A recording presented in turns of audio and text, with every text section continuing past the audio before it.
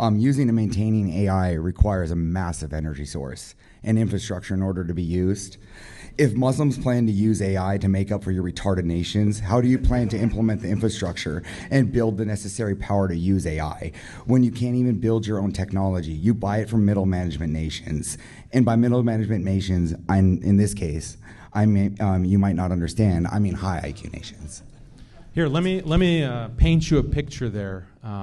So you have your high IQ nations, and they have the AI, and they have their power sources, and you have the Neuralink, and everyone is plugged into the cloud, and you're like plugged into the masturbation machine with your nonstop virtual AI porn that you're addicted to, and that dopamine is surging. You're in a constant state of euphoria.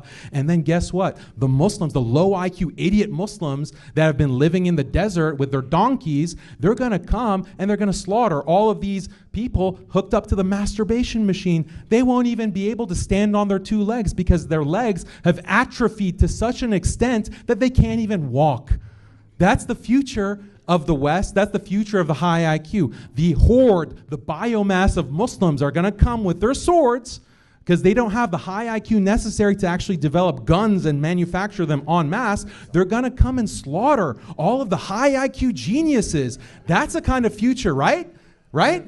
I think there's one clarification. Clarification. So I wasn't talking about like how we get to where AI is or what you're planning to do with it.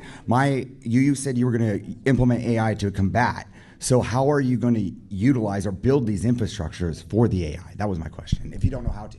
No, the point was that you can have nations that give access to Muslims that are not aligned with the West. So China, for example, has its own IQ or AI facilities that they can provide as a way to battle Western hegemony. And you have contracts that exist between China and these Muslim countries for energy. Like, where is China getting its energy? It's not mainly coming from mainland China. They're getting it from the Middle East, from Muslim countries.